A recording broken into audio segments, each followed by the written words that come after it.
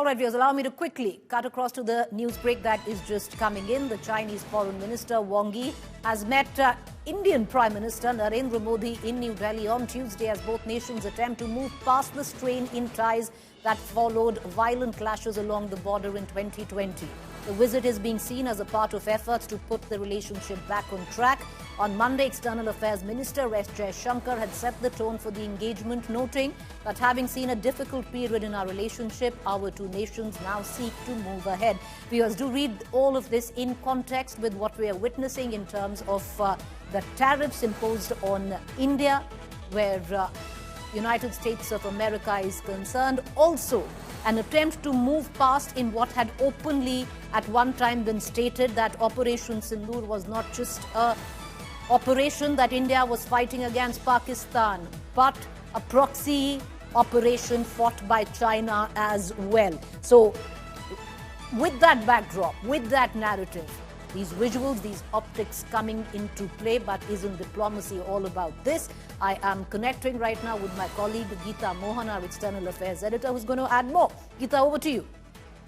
Preeti, a very important visit by Wang, one of the senior most officials in the government of China, and he has met with Dr. Jaishankar. He met with his counterpart, special representatives on boundary question, and now he's calling on Prime Minister Narendra Modi. So significant, but also what is important to note over here is that every time there are SR level talks and separate rounds that are held, one is waiting to look at what is the forward movement on the boundary question. It's a large ambit, but to specific one on disengagement and de-escalation at the LAC in the Ladakh sector, we've not seen a forward movement. It's the repeat of the same statements that have been made in the past, various rounds of talks, diplomatic as also military level talks between India and China. So no forward movement on whether if we'll be seeing de-escalation soon, but this is a preparatory visit also ahead of Prime Minister Narendra Modi's visit for the SCO summit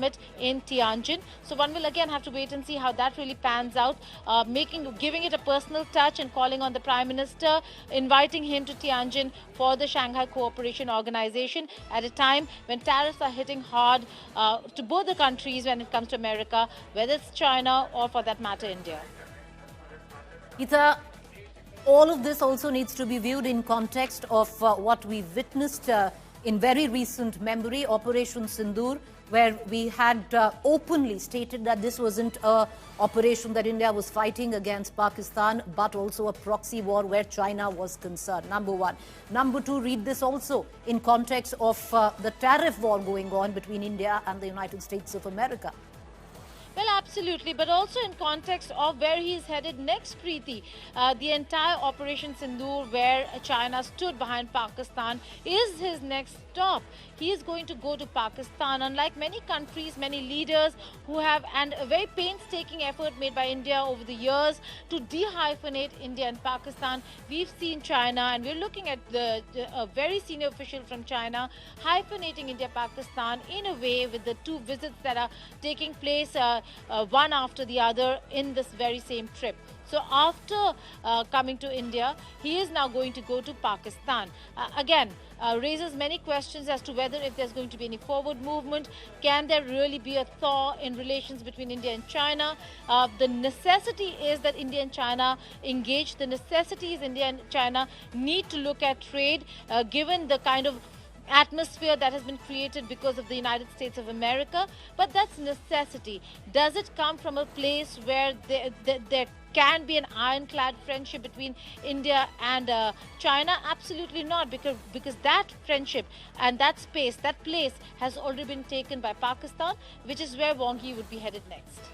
All right, so is there a reset where India and China relationship is concerned? Well, one would need to really wait and watch because, you know, many things have happened in the recent past, and what you see right now, of course, is a diplomatic need, but need to be read in a larger context. Appreciate you joining us, Geeta. Thank you there.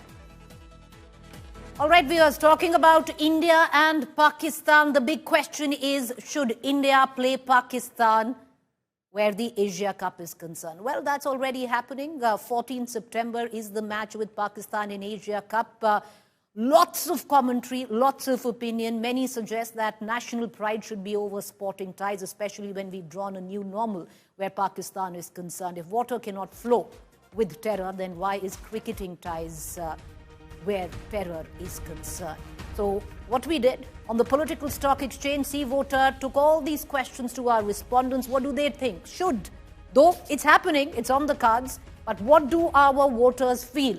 Should India play with Pakistan, especially after the Pahalgam terror attack and Operation Sindhu?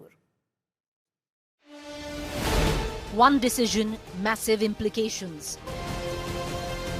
India will play Pakistan in the Asia Cup 2025 on September 14th. After the Pahalgam terror attack.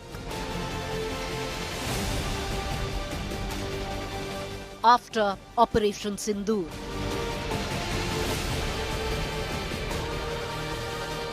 After the valor and the might of our armed forces.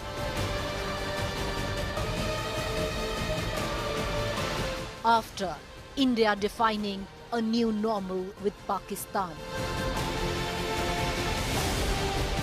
Should India play cricket with Pakistan? Should India's bat answer Pakistan's bullets? Or should India pick national pride over sporting spirit? If terror and water cannot flow together, can cricket and terror go hand in hand? India's emotion now tracked by India Today's political stock exchange. Unmatched, unmissable data analytics. What India thinks on playing with Pakistan. So that is the moot question. Should India play with Pakistan? Let me at least put one thing to rest. India is already playing with Pakistan because the green signal has been given. Where the Asia Cup is concerned, 14 September is the big match where India takes on Pakistan. There is always a lot of opinion, viewers, where cricket is concerned, and there is always also a lot of opinion where ties between India and Pakistan are concerned. We have seen emotional scenes. We have seen scenes where we've been exceedingly proud of our armed forces and the way they performed in Operation Sindhu. We stood by a government when the government said that this is the new normal. But is this the new normal? Playing with Pakistan while we continue to project a new normal. What do the voters really think? Because once again, the decision has been made. India is playing with Pakistan. But should India play with Pakistan? This is the question, and a number of questions with it, which we took to our voters. Let me quickly, before we go into our panelists this evening, dive into the first question that was asked to our respondents. We've broken them up on the basis of those who vote for the NDA, those who vote for the opposition, and the others. So question one that was asked, should India play cricket with Pakistan? Those who vote for the NDA say, yes, definitely. Only 24% feel India should play with Pakistan who vote for the NDA. Opposition voters, 36.8, others 35.5. In totality, only 31% of people, which is near just about 3 in 10 people that were interviewed, feel that India should play with Pakistan. The other figures, yes, probably 13.7%. No, not at all. 51% believes that India should not play with Pakistan at all. We're going to break it down as well on a number of other questions, but I want to quickly introduce our panelists to you because, like I said, as much as it is an emotive issue, it is also an issue that concerns sports. Nikhil Nas, consulting editor, Sports India Today, in the studio with me. Sushant Sareen, senior fellow, ORF strategic affairs expert. Neeru Bhatia, senior sports journalist and columnist. I'd like to go to Nikhil, my colleague who's been tracking developments. Nikhil, the decision, I guess, has already been made by the government of India. The green light has been given and India is going to play Pakistan come the 14th of September. Yes, Preeti. In fact, today is the day where we've kind of got an official confirmation that India is playing. Of course, I knew that the BCCI was involved in a meeting with the Asian Cricket Council a couple of weeks back, and that was sort of an agreement there where they reached that they will be participating in the Asia Cup. Remember, India are also the host, and they're ready to take this tournament outside of India to accommodate that Pakistan plays. Today, because you had the team selection and you had the captain of the T20 team also come and address the press conference. So now it's pretty much official. And I can't believe that the BCCI could have taken this decision or in fact even attended that meeting without a green signal from the government. So yes, for all practical purposes, the India versus Pakistan game is on and not without the permission of the government. So that is something that we've established today. What is really interesting, Preeti, is when I'm looking at your numbers, because, we had a recent scenario where there was a Legends League game between India and Pakistan, featuring mostly retired cricketers. That game was also planned for months in advance, but a couple of days before that game had to start, there was so much chatter on social media, so much of backlash on social media that the players decided to pull out. Now when I look at your numbers, and probably this gives me an indication, I've broken it down roughly into two, yes or no. Mildly yes and aggressively no. I've just broken it down into yes and no, and it's a very close call where almost 45% of your respondents are okay with an India-Pakistan game, 55 say no, and that is quite an eye-opener for me, because whatever I've seen on social media, majority of the people are saying, well, Nikhil, no you've way of got to playing also cricket. wait for the breakup of that figure that you see on your television screen. But yes, Nikhil is right, because if you actually, add up, yes, probably, and yes, definitely, it pretty much inches towards the 50% mark, and 51% say definitely not. Let's quickly cut across to Sushant Sareen as well as Neeru Bhatia. Sorry, Preeti, just to add on. Come in. Probably, because I was very surprised that the government, which had told us that we have nothing to do with Pakistan, don't touch anything that even mentions Pakistan just a short while ago, have gone ahead and given this permission. Probably they had, now that I look at your numbers, probably they did their own survey, had an idea that it's so close. Like I said, wait for the entire survey, Nikhil, because there are other questions as well. But Sushant Sareen, is this the new normal? Water will not flow with terror, but cricket definitely can. Quite really, Preeti, the shamelessness of the BCCI is matched only by the silence of the government, which is loquacious in everything else. But when it comes to playing cricket with Pakistan, you won't get a single peep out of it. But Mr. Sareen, at the cost of coming in and interrupting you, I hardly ever do that. But why I'm doing it is Sushant Sareen, you had Nikhil just say, the BCCI wouldn't have dared to give a nod if there was no government nod. Yeah, so the reason is, I think the government could not dare to go against BCCI. You can put it whichever way you want to put it, which means that BCCI and its leadership is far more powerful than the sentiment of people in this country or the government of India. BCCI rules this country by default because they can ride roughshod over anything that they want to, and nobody in the government or in the ruling party has the guts to go against them. But just on this particular number which you are showing, I think it would be wrong to take the yes definitely and the yes probably together. The yes probably would have a lot of caveats. There would be a lot of people who would say that, listen, because it's a multilateral cricket tournament, why can't we play that? We can't be out of every multilateral cricket tournament. So it's fine if, you're playing a multilateral tournament, etc., etc. Right. So there are a lot of caveats out there. So I don't think the correct way would be to club together yes, probably, and yes, definitely. To my mind, I think the more important number is the no, not at all. Because at least out there's no ambiguity. So that's where you stand on. No, not at all. Neeru Bhatia, your quick comments. Yeah, well, I want to first start with the fact that it's a fact that for any tour, even if the BCCI has to travel abroad, it needs a functionary nod from the government to travel and get the clearance for the tour ahead, even though the government doesn't interfere in the workings of the BCCI.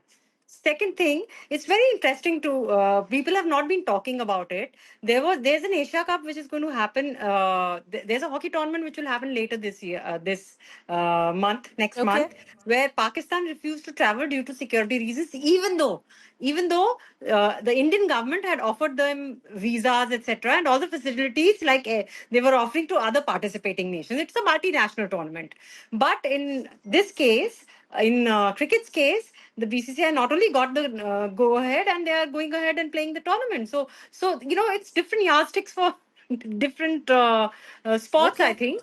Having said that, the call was BCCI's. And yes, the BCCI is powerful enough to have requested the tournament to go on with Pakistan and India playing, and they went ahead with it.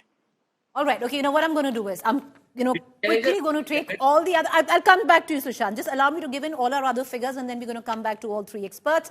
So the other question, viewers, that was posed to the respondents. Once again, we've broken them into because cricket with Pakistan is also emotive, politically speaking. We've broken them up into voters from the NDA, opposition, and the fence-sitters. So this is what it looks like on the question of hypocritical of BCCI to not play bilateral cricket with Pakistan but play ICC tournaments.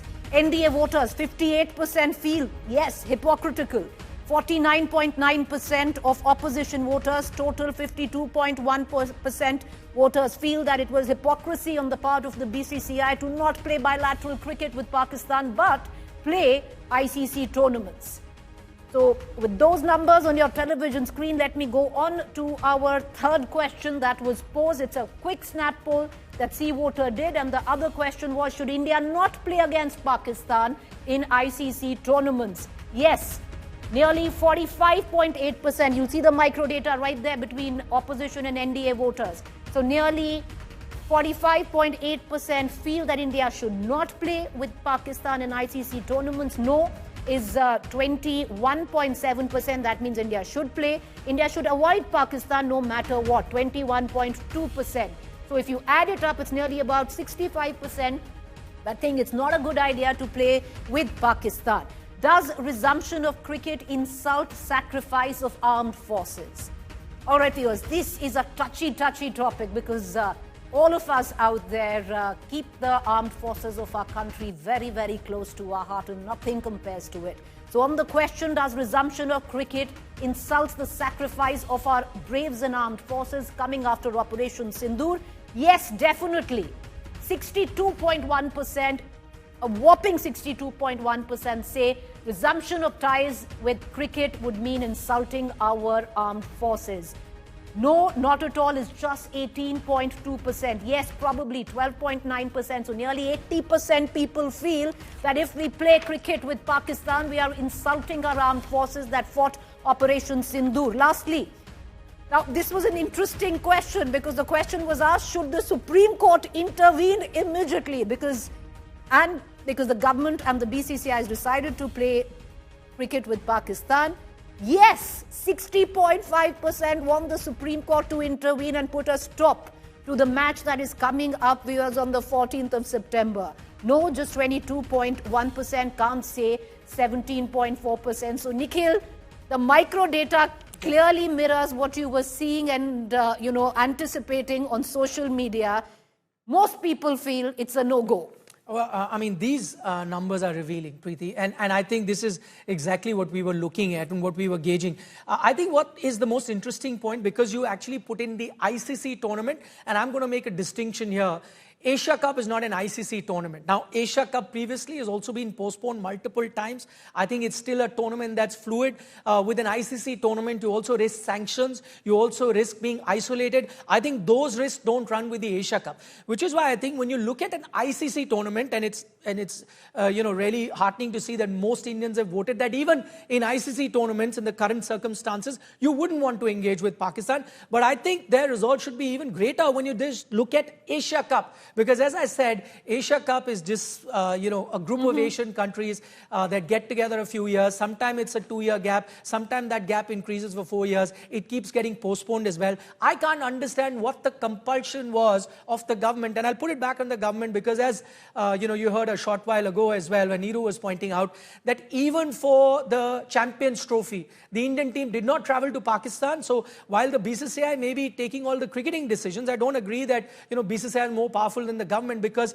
the government actually told the BCCI the Indian team should not be traveling to Pakistan, and then they followed that. So now on the Asia Cup front, even if India had to pull out of this Asia Cup, I don't think they risk any sort of sanctions, and I don't think that would isolate India in any account for that matter. So that is why it becomes even more surprising. And then to add to that, Preeti, as you mentioned, a short while ago, or just a month ago, we were told, don't touch anything that is related to Pakistan, don't watch their content, their YouTube channels were banned, their handles on X were banned, you could not consume any Pakistani content, Diljit Dosanjh was banned for casting a Pakistani actress in their film. So if all of that existed, if that is the atmosphere that existed, how on earth can you go ahead and play Pakistan? Pakistan? Is there hypocrisy there? And Sushant Sareen, I'll bring you in two very pertinent questions. Nearly 80% of our respondents actually feel, Sushant Sareen, that resuming cricketing ties in whatever form with Pakistan is insulting our army braves. Number one.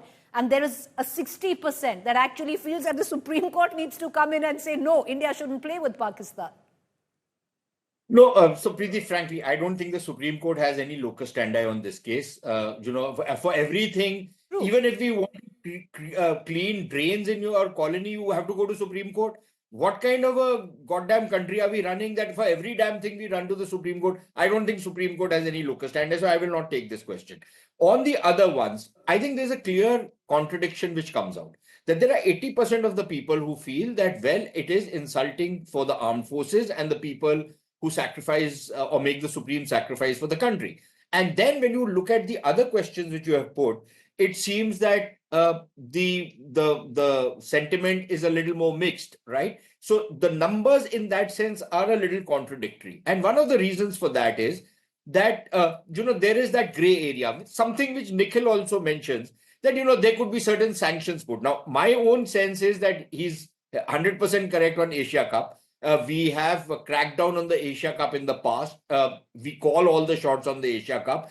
And I cannot for the life of me understand that if we were the hosts, then what was the reason to shift the tournament to UAE only to accommodate Pakistan?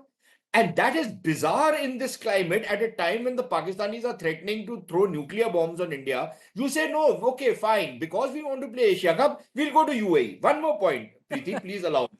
Nikhil allowing you, sir, allowing you. Go ahead. You feel very passionately about this. No, I am. Because, I find it bizarre that at one level you say Operation Sindhu is still on and you keep shouting from the rooftops. At another level, you say that, okay, to accommodate Pakistan so that we can play not one, but possibly 3 matches, we'll go to Dubai. If you can make sense of this, is as bizarre as Marco Rubio saying that China buying Russian oil does not fuel war, India buying Russian oil fuels war. Okay, but on Nikhil's point, on the ICC and the sanctions which will be put, look, this is a question of principle versus politics. Okay, if the principle is that we are not going to play against a terrorist country like Pakistan, then you stick to the principle. Then you say, I am not going to play with them, regardless of whether it is an ICC tournament or anything else. And if that means that my candidacy for hosting the Olympics, as some people are saying, I don't know what Olympics has to do with cricket, but in 2036, I don't know what the hell is going to happen in the next 6 months, considering how the world is moving. And we are talking about 2036. This is the worst kind of things, which people do out here to fool public. And which is why, if the messaging was clear, I think the survey results would have been a lot more clearer than what they emerge right now. All right. Okay. So Sushant Sareen putting his passionate plea forward. And, one thing that we understood on this account is that most of our viewers feel very, very passionately, both about cricket and our relationship or the lack of it with Pakistan. So both of them coming together really, it does have very, very different views and bipolar views that come in. Neeru, go ahead. You wanted to make a point. Yeah, I just want to make a small point. I completely agree with what Mr. Sareen has said. But in this case, this India-Pakistan thing is not about relations with each other. It's more about the money. Because the maximum money that any cricket match will earn from a tournament like Asia Cup, which is a smaller tournament, will be from an India-Pakistan match. The TRPs, the eyeballs that will garner will be the maximum. The advertisements and the advertisement rates will be the maximum. So I think it's not so much about relations here as much as it is about the money that it's going to garner. Secondly, I think the onus is on the government to take a stand clearly. Either you allow or you don't allow, and that has to be clear. It can't be pick and choose.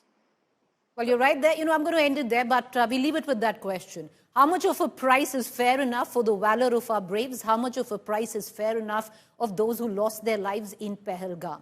How much is the price is fair enough to compromise in the name of what we call a new normal. We're going to leave it at that, viewers. But because it is political, I want to quickly cut across to Asaduddin Owaisi, who on the floor of the parliament had made an impassioned speech on why India shouldn't play with Pakistan. He joined me for a podcast a week ago, and this is what he had to say. Thank you, all our guests, for joining us. Thank you there. You've made your stand very clear on India playing Pakistan. You know, there is the Asia Cup coming in. What's your view on that? No, I said it in Parliament during the Operation Sindhu debate that when the Prime Minister himself had said many times that water and blood cannot flow, talks and terrorism cannot go together. And rightfully after Operation Sindhu, this government have stopped issuing visas. They have stopped trade, directly, indirect trade. We have, this government has suspended rightfully the Indus Water Treaty. We have stopped 80% of, according to the treaty, 80% of water belongs to Pakistan. We have kept it in abeyance. When all such measures have been taken, how can you jump and play a cricket match? You see, when people say, oh, what when you play other sports? So cricket is not a sport in India. Yes. It's football, hockey, volleyball, kabaddi. These are, I'm sorry to use their sport, but here it's like an obsession. Yeah, you're right. Everything comes to a standstill. And like, for example, the last day of that cricket match, I was sitting in my home. I had a parliament to go, but I wanted... You didn't go? I went to parliament and I rushed back. Okay. So when fortunately the parliament was not working. So I rushed back. Okay. And I had put my cell phone on silent and I was watching, okay, now what's going to happen? You see? So cricket is like that. And then there's so much of money in cricket, which is not there in other sports. So I don't know, I'm surprised and shocked that we are playing a cricket match in Dubai with Pakistan. But anyways, I will not watch it. You won't watch it? I'll not watch it. Why wouldn't? Because of Operation Sindhu? Yeah, because not Operation Sindhu, but because of, that shocking incident of Pahalgam. It is too horrific that someone can be shot in front of their small children, wives, mothers, whatever. It's like you're watching. Your wife is watching her husband being shot in his head. That is very painful. We unfortunately in our country we forget the victims. That is what it is. True. When people die either in natural disaster or a bomb blast, we tend to forget. But of course, everyone will have to carry on life. But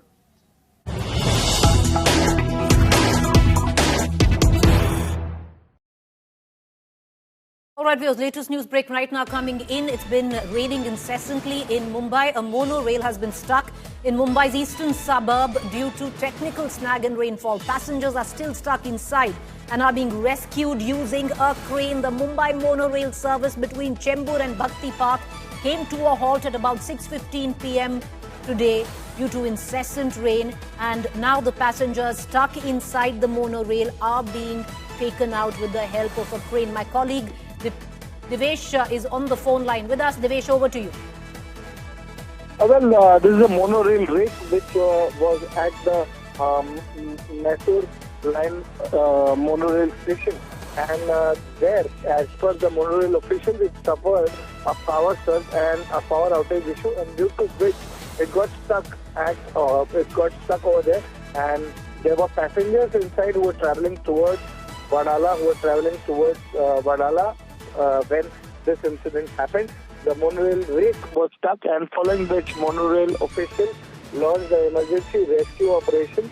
And what we hear from sources is that cranes were brought in so that the passengers could be rescued safely. The power outage that was suffered in the have they all been rescued? At around 6:15 p.m. and the rescue operations were started immediately after that when monorail officials received this information. Are all passengers safe now? Well, officials say that all the passengers are safe. There's been no casualty. There's been no injury to anyone. This monorail rake at the Mysore colony station experienced a minor, this is the official statement which has come from monorail officials, that one monorail train near Mysore Colony station experienced a minor power supply issue. Our operations and maintenance teams are already on site and working to resolve it quickly. For now, services between Wadala and Chembur are running smoothly on a single line. We sincerely thank you for your patience and assure that safety remains our top priority. Normal services will be restored at the earliest. Stay on with me. Ritvik Balekar is joining us from the spot there. What we've been given to understand, everybody who was stuck in the monorail is now safely rescued by the virtue of a crane. But an abomination, viewers, a little bit of rainfall, incessant rainfall in Mumbai has led to a monorail being stuck.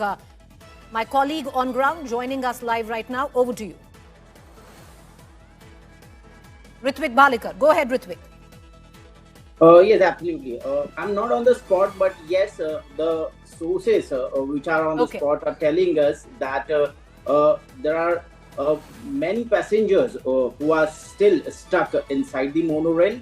Monorail is used by the eastern suburb passengers who, use it for to and fro for their work, which connects the eastern suburb of Mumbai to the South Mumbai in Wadala.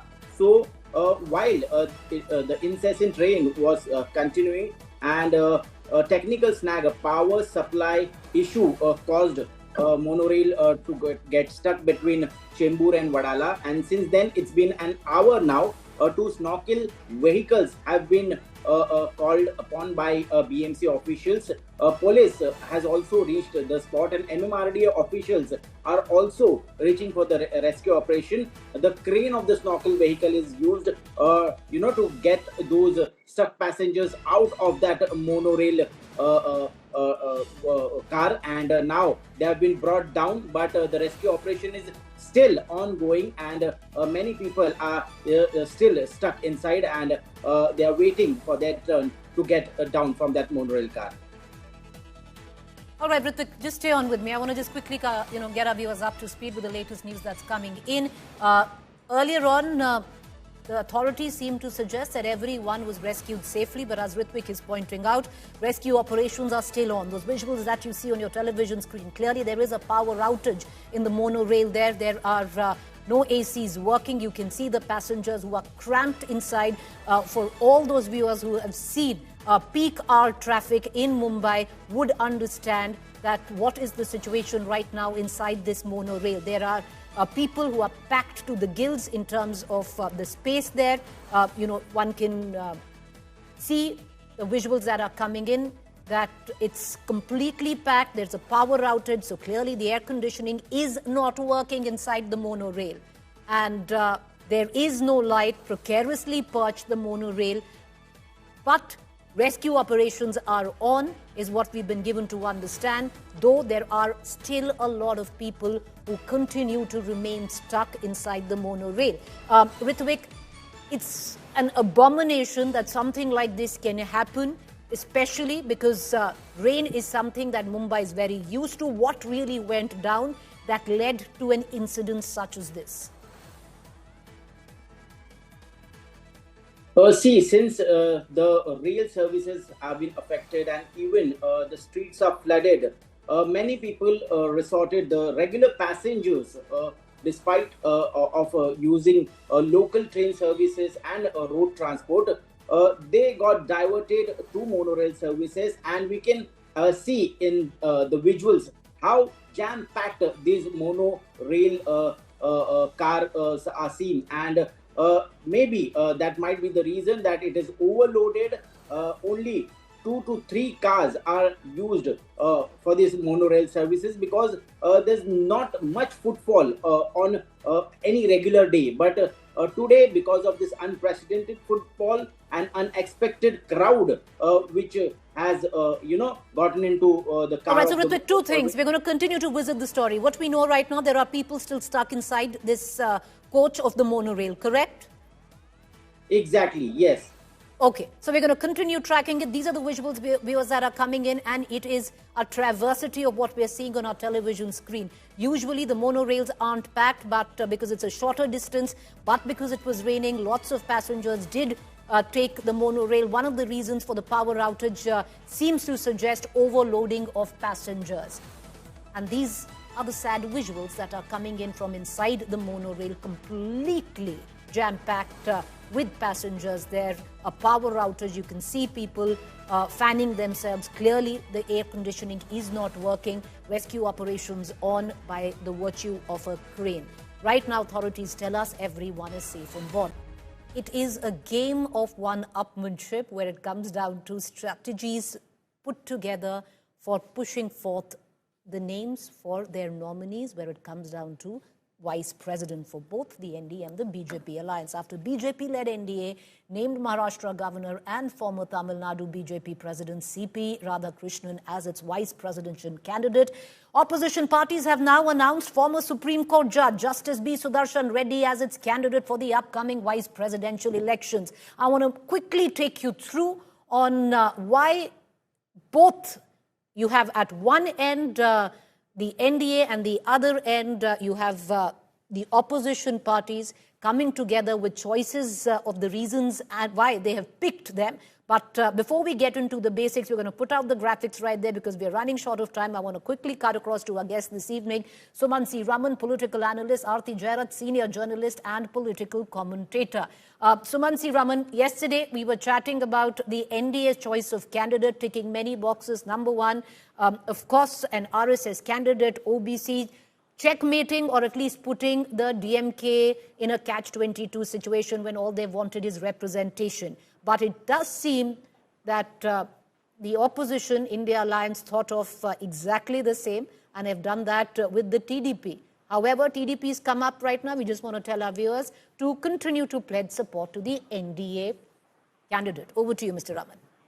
Yeah, I think yesterday we were discussing this, and it was my gut feel that the DMK would not insist on the candidate being from Tamil Nadu, and that was how it has turned out. Now, my concern on this is they've picked someone who does not belong to the OBC community, who comes from the upper caste Reddy community, and who comes from a non-political background. So I don't honestly understand how this is going to create any kind of fissures or pressures on any of the NDA partners to vote in favor of vote against the NDA candidate and in favor of Justice Sudarshan Reddy. So I think that it's at the end of the day, a fight has to be put up. It has got to be a token fight. The India Alliance knows they're losing it. So for that, they've identified a suitable candidate who can potentially, go through the motions. I cannot see this, barring something really unforeseen happening in the next few days. I honestly cannot see this as any more than a token fight put up by the India Alliance. And it is surprising because Mr. Naidu was part of the decision-making process of the NDA. When CPR was picked, Mr. Naidu was in the loop. So to expect him to vote, just because a fellow Telugu has been nominated, that was never going to happen. It was far more unlikely to happen than even the DMK. So now things will go according to the alliance formation lines, and Mr. CPR should come through quite comfortably. I don't expect any kind of significant cross-voting to be seen in this.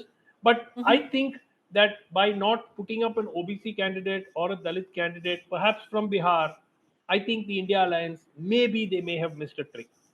All right, so missed an opportunity there because it could have been a token fight. You could have picked somebody from Bihar, but they attempted to do exactly what they thought that the NDA did, to put the TDP in a spot like many would have thought that the NDA put the DMK in a spot. And Mr. Raman is right, viewers, because if you look at share numbers, and we'll try and put out those graphics there, the NDA have the strength. Tomorrow is going to be the nomination for the NDA candidate, Mr. Radhakrishnan, and then on the 21st of Mr. Reddy, the opposition candidate. The elections happen on the 9th of September.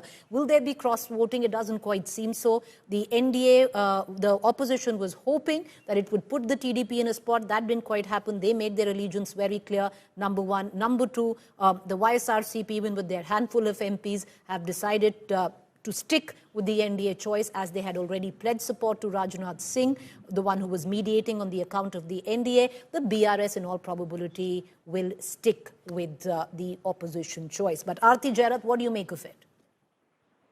I mean, I quite agree with the previous panelists. This is just a token fight. And at the end of the day, I think what we'll really get is a head count for the records. How many MPs with the NDA, how many MPs with the opposition?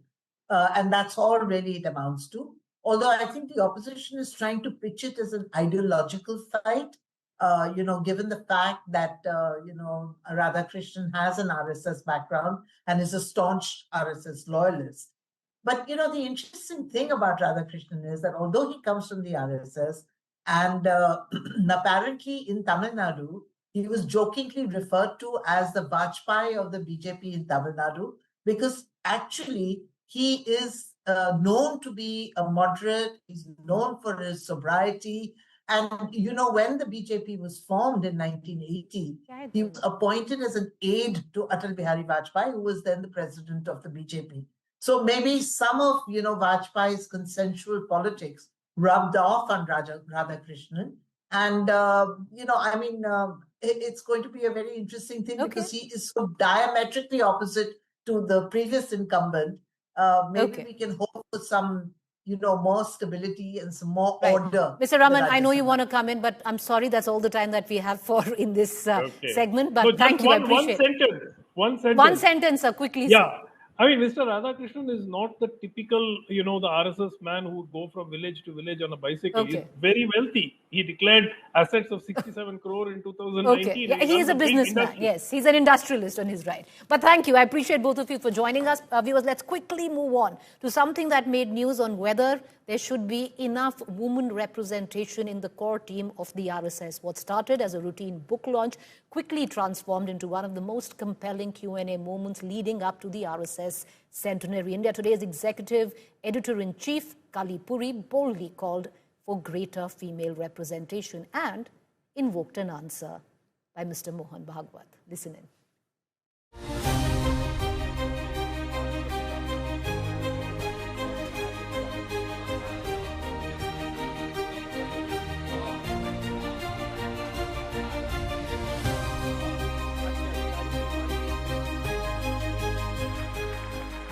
What began as a ceremonial book launch to usher in the RSS's centenary year quickly turned into a moment of national significance.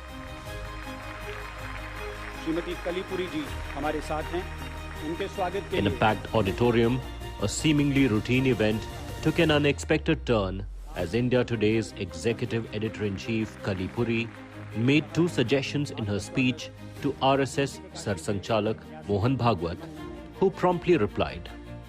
Rare and thought-provoking exchange. Shrimati कली पुरी जी से निवेदन है आज के इस अवसर पर अपने विचार हमारे सामने रखें. Amid her praise for the Sangh's centenary roadmap built on 5 guiding pillars: social harmony, family enlightenment, environmental consciousness, selfhood, and civic responsibility, Kalli Puri shifted the conversation towards a bold new idea. She proposed a fresh lens for measuring progress, gross domestic behavior. Economic growth, she argued, must be matched by ethical growth. India Today's GDP findings revealed a disturbing reality about the nation's social fabric. Since I have been given free rein, which I greatly appreciate and value, I would like to end with 2 suggestions for the RSS as they draw up their blueprint for the next 100 years. Firstly, in our first gross domestic behavior study, Indians' attitude to accepting corruption of a way of life is very disheartening.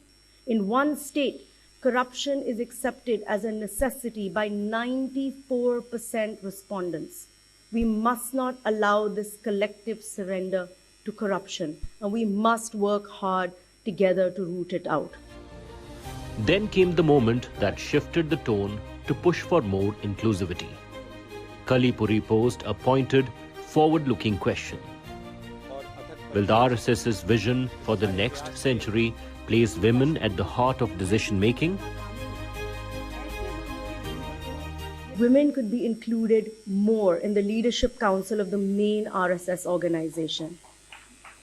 But I believe some representation is necessary in the core council if we want to bring about societal change. And they should be included not just because of their gender, but because of merit. And because women are the tent pole, the change agent of every family and society. Her challenge was clear. Progress isn't just about planning, it's about participation. Mohan Bhagwat did not shy away. He acknowledged the direct suggestion and pointed to the role of the Rashtra Sevika Samiti, emphasizing that women already contribute to key discussions and explained how. Looking ahead, he committed to widening their participation in implementation bodies as the RSS steps into a centennial chapter.